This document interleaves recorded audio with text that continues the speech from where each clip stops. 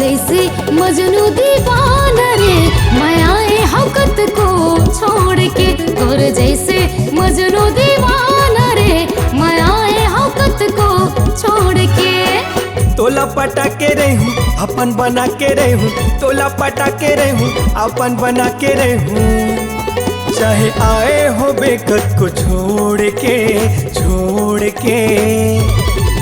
तोला रानी मैं अपन बना हो गोरे तय जाबे कहाँ बच के मोर से, तोला रानी मैं अपन बना हो गोरे तय जाबे कहाँ बच के मोर से।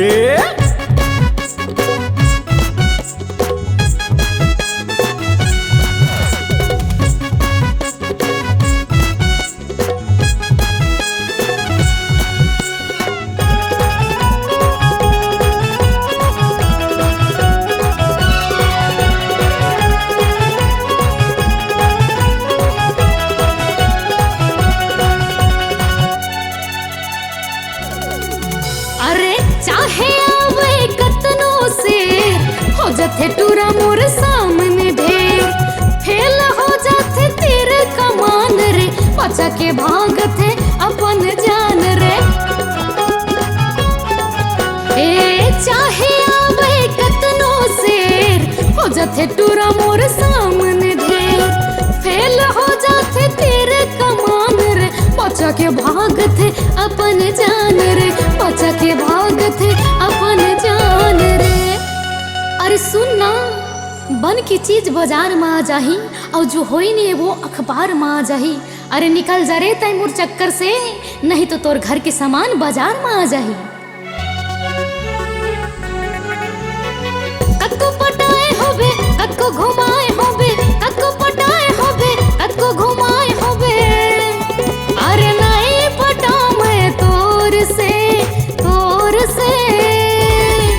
तोर जैसे मजनू दीवाना रे मैं आए हकत को छोड़ के, तोर जैसे मजनू दीवाना रे मैं आए हकत को छोड़ के।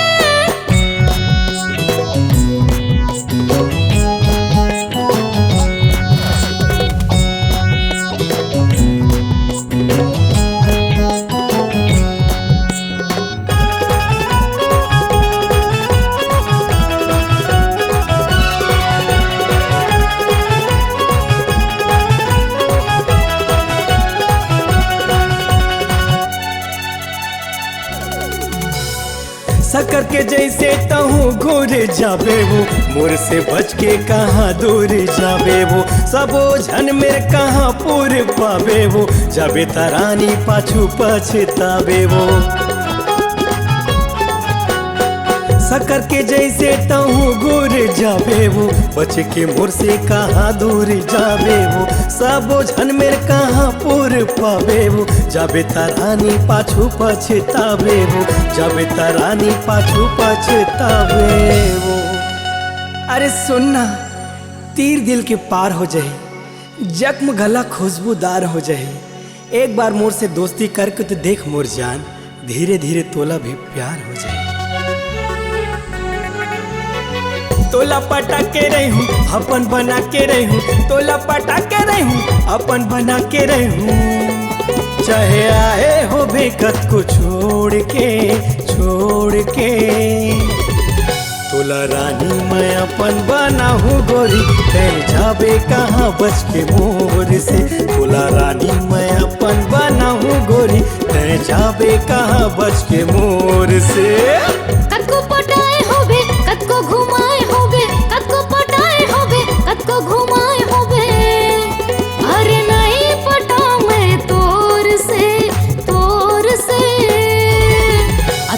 जैसे मजनू दीवाना रे मैं आए हकत को छोड़ के। बोला रानी मैं अपन बनाहू गोरी, तय जाबे कहाँ बच के मोर से।